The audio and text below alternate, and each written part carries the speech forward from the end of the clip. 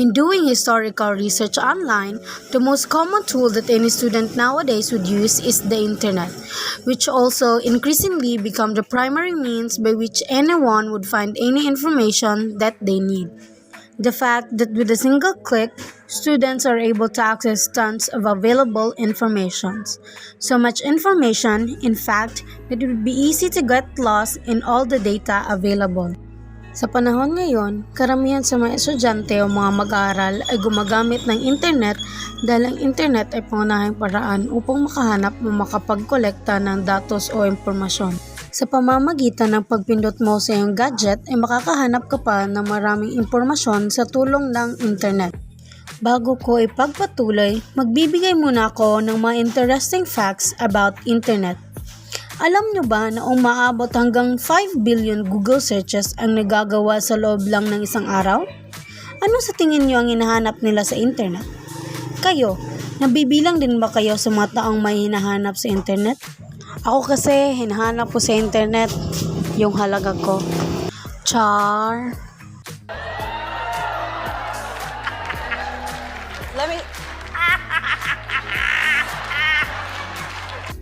Naimbento din ang internet 40 years ago sa isang beer house sa California. Akalain mo yun? Di ka lang pala malalasing, mag-e-enjoy tsaka makakakilala ng mga bagong kaibigan sa beer house, kundi makakapag-imbento ka din pala ng bagay na makapagbabago ng ikot ng mundo. Napapaisip din ba kayo kung sino ang nag-imbento ng internet?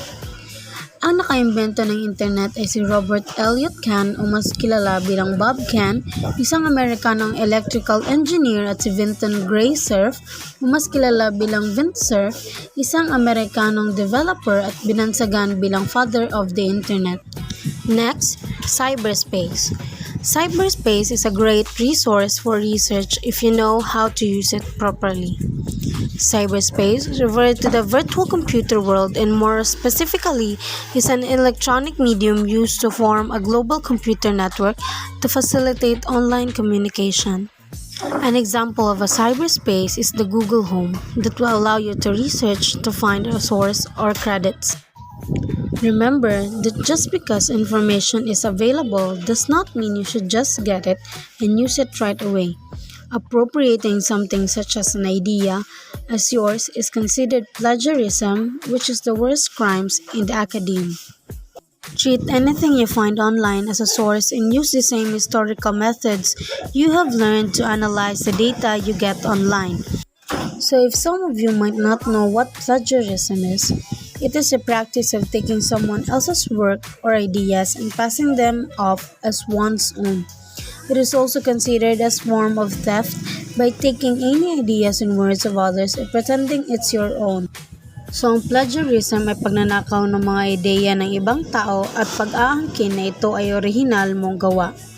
Sa ibang bansa, pag napatunayan kang guilty ng pagnanakaw, pagmumultahin ka ng $100 hanggang $50,000 at pagkakakulong ng 1 taon. Dito naman sa Pilipinas, inihahalin tulad ang plagiarism sa copyright at maaring mapabilang sa cybercrime law ng Republic Act 10175 at ayon sa Department of Justice, ang plagiarism ay di isang krimen pero pareho lang ito sa copyright violation. Papayo ko lang sa inyo, huwag mong subukan. Masisira ang buhay mo. A simple skill that will get you far in doing historical research online is knowing where to look and how to look. Search engines such as Yahoo or Google could lead you to a lot of sources with the right search strings. So kung gusto mo mas mapalawak pa ang iyong historical research online, kailangan alamin mo kung saan at paano maghanap ng sources at ang Yahoo at ang Google na makakatulong sa iyo at sa tulong din naman ng search strings na gagamitin. So, ano nga ba ang search strings? A search string is a combination of words that you use to come up with relevant results and lead you to what you are looking for. The more refined your search string is, the more definite and refined the results will be. So, ang search string is yung words mo na ilalagay mo sa search box. Example, if inilagay mo sa search box is eduk, mga possible niyang resulta ay mga searches na may kinalaman sa education, educators, or educating. So, kung gusto mo mas mapadali ang pag-research mo, mas magiging detalyado pagdating sa paglagay mo ng search string para mahanap mo agad ang gusto mong malaman. Google also provides its own customized platform for scholarly research called Google Scholar. You may use it to find electric journal articles, materials from institutional repositories, and book chapters from many different sources. It could be a good starting point in building your research by providing you an overview of existing published material for your topic. Google Books also provides sources for scanned books, where you may be able to read some chapters for free. This could be useful if you want to know if a certain book would be useful to your research before going to a physical library to loan the book or photocopy pages of it. Ang Google Scholar ay parang branch siya ng Google.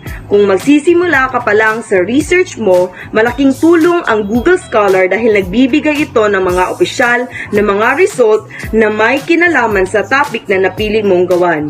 At ang Google Books naman ay nagbibigay access sa mga libro online ng libre. Maaari mo itong gamitin kung gusto mong tingnan kung makakatulong ba ang librong ito sa ginagawa mong research bago ito hiramin sa inyong library o bago mo ito ipapotocopy. Sometimes, a simple search online is all you need to find the data you need. And most often, one of the first results that will come out will be pages from Wikipedia. Wikipedia is the biggest open source encyclopedia in the whole cyberspace. In 2017, it has 40 million articles in 293 languages. Being an open source encyclopedia, anyone could contribute or edit articles in the site, which makes some of the information in the site unreliable. Nonetheless, Wikipedia provides a useful launch pad to sources that you may use for research. When you read from Wikipedia, look at the link citations in the articles, which could lead you to a source you may use for your own research. However, exercise caution in using this site, as many in the academe frown upon research that utilizes Wikipedia. As a practice, use Wikipedia to gain a general overview of what you need to know so that you may be guided in looking for credible and reliable sources that you need for your research. Ang Wikipedia ay ang pinakakikilalang social networking site ngayon, lalo na kasi ito ay libre pa. Ito ang isa sa mga pinagkukunan ng impormasyon, ngunit di lahat ng mga impormasyong makukuha mo dito ay dapat pagkatiwalaan na agad kasi ang Wikipedia ay pwedeng i-edit at pwedeng mabago kahit kailan. Ninuman ang mga impormasyon dito. Di natin alam ang mga nababasa pala nating impormasyon galing sa Wikipedia ay paninira, kasulukuyan pang inaaral o ginagawa o di kaya ay walang katotohanan. Di natin sigurado kung ang mga ibinigay bang mga impormasyon ay nasuri na ng mga eksperto bago ito ilathala sa publiko. There are websites that you may use to legally download scanned copies of books and other materials for free, especially those books with expired copyrights and are in public domain. Project Gutenberg is the oldest digital library in the world, founded in 1971. It has more than 50,000 items in its collection, which include many works concerning the Philippines, such as Doctrina Christiana, the first published book in the Philippines. The published travel goes of foreigners who visited the Philippines such as Jagor, Dicomain, Virchow, Foreman, and Worcester.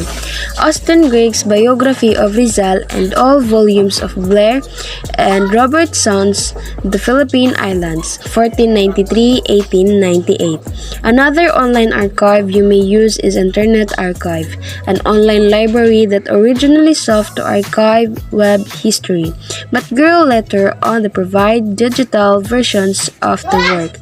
The archive contains 279 billion web pages, 11 million books and text, 4 million in audio recordings, 3 million videos, 1 million images, and 100,000 software programs. Sa pamamagitan ng Project Gutenberg at Internet Archive, pwede na tayo magkaroon ng mga kopya ng mga libro ng libre. Ang Project Gutenberg ang pinakamatagal na digital library sa mundo. Meron itong 50,000 na kopya ng mga libro. Kabilang na dito ang mga librong may kinalaman sa Pilipinas gaya na lamang ng Doktrina Kristiyana, kung saan ito ang pinakaunang nilatlang libro sa Pilipinas. Ang misyon ng Project Gutenberg ay para manghikayat panang gumawa at magbahagi ng mga kopya ng mga libro sa pamamagitan lamang ng mga devices na gamit natin o mas kilala bilang e-book. Ang Internet Archive naman ay pinapanatili nila ang mga historical record para ingatan ang mga kaalaman at kultura ng mga tao sa pamamagitan ng paggawa ng Internet Library para sa mga researchers, historians, at scholars. Digital library din ito with free books, text, videos, audio recordings, web pages at saka softwares. Isa ito sa may re-rekomendang go-to place para sa mga pagsasaliksik na gagawin kasi makakahanap dito ng mga primary at secondary sources na magagamit at makakatulong sa inyo. Philippine government websites are starting to be enriched with sources that may be used for historical research, especially on laws and other government issuances that may be useful when doing topics of a more contemporary period. Websites of newspapers, magazines, broadcasting stations, and other media outlets usually keep an archive of their articles from a particular date. For older issues, you may have to find copies, either digitized or physical copies, in the library. Sa Pilipinas, maraming mga website na mahanap mo online kung gusto mong magsaliksik tungkol sa government's history, organizational values, codes of ethics, at saka information about elected officials and other public servants. Ang mga kumpanya sa media din ay may archive ng kanilang mga naitala na sa publiko na mga balita. We can find a lot of things online, mostly educational, only if we know how to explore and use it effectively. Before using the information, make sure it's credible enough. If possible, after reading the information, dig deeper on it. Be cautious. This ends our report for today. Hope you have learned something from us. Thank you for listening and have a nice day ahead.